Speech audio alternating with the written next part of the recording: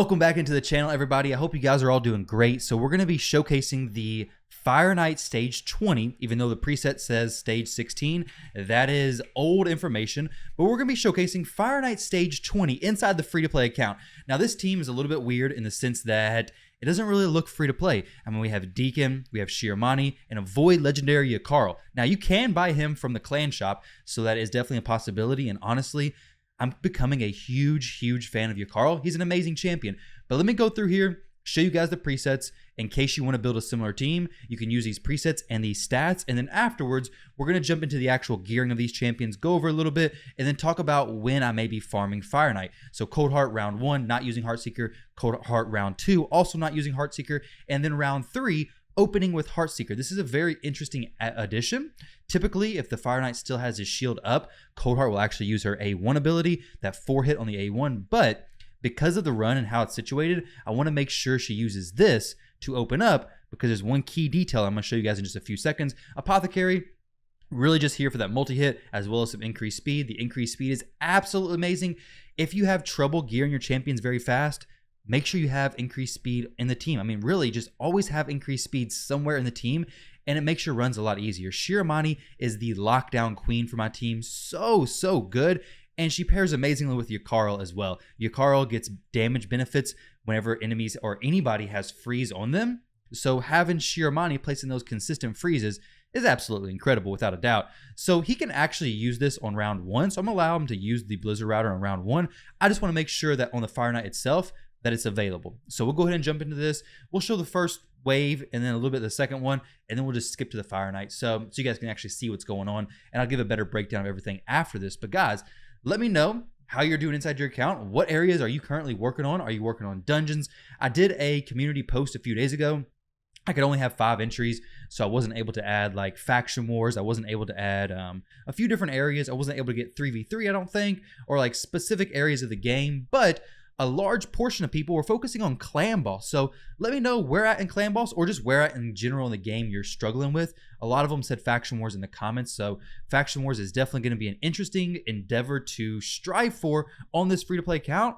But I gotta say, we got some pretty crazy champions. But as you can see, going through this first wave, Shiromani is locking them down where I don't need to bring in a res champion. I don't need a healer. I don't even need decreased attack. Like, I have no decreased attack. I have really no sustain, but Shiromani is just so incredibly good. Now, this strategy could be used equally with champions like provoking, champions who do AoE stuns. It works very well with Shiromani because the synergy, obviously, between Shiromani and Yakarl is just so good. Also, frozen champions don't deal any damage to you. So if you were having a provoke champion, you'd have to make sure that the provoke champion could actually take the damage, but in this situation, it's perfectly fine. We got Deacon doing great turn meter decrease. We have Shiromani keeping the freezes up very good. Honestly, Shiromani and Yakarl are both champions who I'm becoming big fans of. They're so incredibly good. That constant uptime of freeze, Yakarl's A2 ability, he's pretty good in the arena for nuking, especially when paired with Shiromani. Those two together are incredible, but honestly, both of them by themselves even are very solid champions. So guys, I'm gonna skip this wave, jump to the Fireknight, and I'll see you all there. All right guys, so we're about to be at the Fireknight now, so I want to go ahead and make sure we get the very intro of the Fireknight fight, because I have these champions AI set specifically to where by the time this shield gets to one left of the shield, Cold Heart Heartseeker's at that point, which is very important. If you have a team that may be struggling on auto, make sure to set your AI. Your AI for really any dungeon could literally make the difference between doing it successfully and not doing it all. So you'll see with Deacon, his A2 ability went. His A1, I guess I don't actually need those double hits from that A1 ability. We have Shiromani using that 3-hit A1 ability. We have Apothecary using his 3-hit A1 ability as well. And then we have Yakarl going in with his A1, doing a 2-hit on the Fireknight shield. And then Cold Heart Heartseekering into the shield with 1 left, and then doing the full turn meter reduction. Now, we don't get the big max HP damage hit from doing that, unfortunately. Now, something I just now noticed is that if I would take Deacon and actually set him to use his A1 ability as the opener, Cold Heart would actually Heartseeker into a shieldless Fireknight, doing more damage and probably making the run quite a bit faster. So actually, I was thinking this was just a perfect setup, but I think at this point, Deacon can actually do that A1 ability as the opener. So, or maybe his A3 ability, I don't want him to open with that because if actually, I don't think he opened with that. I'll have to check to make sure. But basically, if he opens with that, he'll be increasing my turn meter, but he won't be decreasing the Fireknight's turn meter. So I really want to make sure he decreases and increases as much as he can. So I may need to go in there and adjust that AI a little bit. But either way, make sure your AI settings are, especially on your champions who do that turn meter decrease, make sure that it's appropriate for them to actually hit the Fireknight and then decrease the turn meter or place the decreased speed. Like you'll see with Yakarl, he opens with his A1 ability, and then we have him using his A2 right after Cold Heart. While that's not the most optimal way to do things, it makes sense because Yakarl's A2 also places a decreased speed, which the decreased speed debuff is absolutely, it's so helpful on Fireknight. So helpful in any dungeon where you can actually apply it. Fireknight, Spider, maybe not so much an Ice Golem, Dragon, it can't be applied anyways. But Fireknight and Spider, it is so beneficial to have decreased speed on the enemy and increased speed on your own champions. If you can have that in any dungeon, any content area, definitely consider bringing that in with some champion. Even though we're not getting that very first full turn meter steal from Yakarl when we first hit the Fireknight, it still makes a ton of sense. So we're coming up with a 5-minute Fireknight stage 20 run, which is very long. Definitely slowed it up as we were going through. Pretty decent shield. Definitely could be on a defense nuker down the road, maybe even on my shield guard for future content. I don't know where exactly I'm going to be using a savage shield guard, but hey, maybe we do use it. Now, let's go over here and look at the Fireknight. So on stage 20, the presets, my Deacon, let's make sure he's actually correct, and I'll try this later on. So round 3, he's actually opening with his A3 ability. I need to actually set him to open with this and then don't use it, because if not, he's going to get to that wave and he's going to open with this ability, or want to open with this ability, but not actually have it. So let's actually open. I wish I could open with this and then make sure I use this, but if I set this to first priority, I can't set it to first priority. So there's really no way to do that. And I do kind of want the turn meter boost, though I may not actually need it. Maybe I should just try to open with the A1 ability and make sure the Cold Heart gets back around for a full turn meter reduction of the Heartseeker, and then Yakarl's going to place he'll do the decreased speed as I guess once the Fireknight starts taking a little bit of turn. So I'll try that out, guys. Maybe it works better for me. The AI is definitely something you should be playing around with, trying to learn, getting it good, because this literally could make a team that wouldn't really work on auto work 100% consistent on auto. The AI is such an amazing feature inside of Raid, and I'm so glad they actually added it because it makes things so much easier. But let's go look at these champions, okay?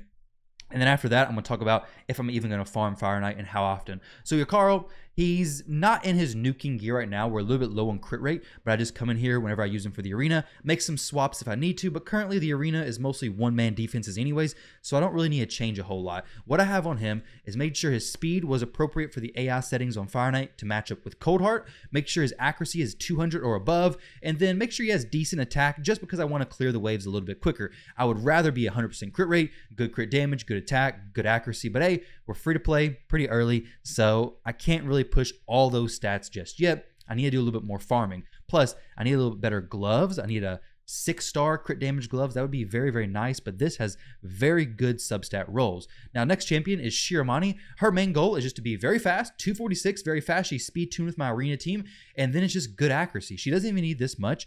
200 be perfectly fine. Her goal is just to lock down the waves. So the faster she is, the more she's going to be cycling around through her abilities, the more she's going to be doing more and more freezes, which she's fully booked. 4-turn cooldown, very low cooldown. Now, Yakarl, I didn't mention his books, but he's not fully booked. I'll look at his masteries real quick in case you guys are curious. But really, the stats are the main thing you should be focusing on. Here's Shiramani's masteries as well. She is fully booked and definitely worth the books. Now, Deacon Armstrong. So he is my arena speed booster. 275 speed. I could make him faster. I could make him like 289, I think. But I actually value having good accuracy on him more than being super fast, because one, it would mean Shiramani has to be faster to actually be speed tuned appropriately with Deacon, but also his A2 ability or his A3 ability decreasing the enemy's turn meter and his A2 ability placing the decreased defense is so valuable. You really can't skip out on accuracy with him. So I have 200 plus accuracy on him, good speed, and then if I can get it, good tanky survivability stats as well. But if not, speed and accuracy are the main two things I'm focused on with Deacon currently in Fireknight, Clan Boss, and the arena as well. His skills, he's fully booked, definitely worth the books. Masteries, here we go. Clan Boss, typical build masteries. Now we have Cold Heart. Cold Heart can be replaced, okay? So you've seen in my run that when she did her big hit, that this Fireknight had 1 shield. So she's not even using her ability to knock down the shield. She could technically be replaced with a Armiger, because Armiger is going to do consistent turn meter reduction. In this team, I think he'd fit perfectly, to be honest. Perfectly fine, no problem whatsoever, because I have all these multi-hits already. But Cold Heart makes it go a lot faster. I believe a lot faster than Armiger would anyways, but Armiger does have a very consistent max HP damage with his A2 ability on a 2-turn cooldown when fully booked. So something to consider. If you don't have a Cold Heart, it is still doable without a doubt. The waves may be a little bit slower because she does have an AoE ability, but as far as her build, she's good speed, crit rate at least 70% to make sure you land that A3 big hit, because I mean it already has a built-in 30% crit rate, so you're perfectly fine there. Accuracy 200 or above.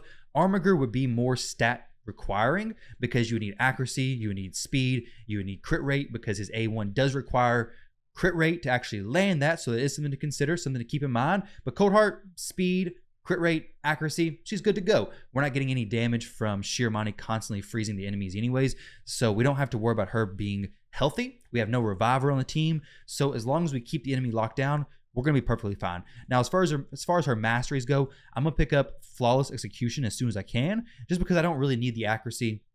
I got her accuracy fine through gear. Flawless Execution just seems to be the best way to go. I could go Helm Smasher, but I think at this point, Flawless Execution is the best since I have pretty low crit damage, to be honest, 198. So it's kind of a toss-up, kind of go either way right now, but I think I'll probably, actually, I don't know. I may go Helm Smasher. We'll have to see. Helm Smasher will get more damage, but Flawless Execution will be more consistent damage. So the last but not least champion, Apothecary, just in speed. He is only there to have that triple hit on the A1 and the boosting from the A3. We don't really take any damage, so this A2 is not really going to do that much. And if somebody does take damage and they end up dying, we have no res champion anyway. So Apothecary, just in fast gear, doesn't matter accuracy, resist, nothing, just good speed, and survivability stats are nice to have if you get them, but it doesn't really matter. Crit rate, he can crit on his heal, but ultimately just wanting to place that A1 ability, that triple hit, as well as the increased speed from his A3 and the Phil's turn meter. So guys, that is my Fireknight Stage 20 team.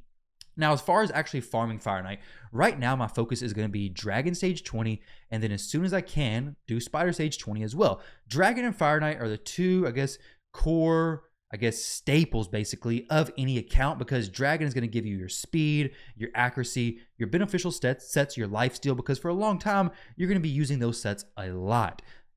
Spider is the only place you can get amulets. Granted, I got quite a few revenge accessories from the clan shop, which is absolutely incredible. You guys should definitely be buying those. But those two areas you're going to be farming the most. Now, next most area farmed is going to be Fireknight for me, because you have your much more niche but very, very valuable sets. You have your Savage, you have your crit damage, you have your Frenzy, you have your Stun, which is an amazing set for Faction Wars. You have your Regeneration, so good.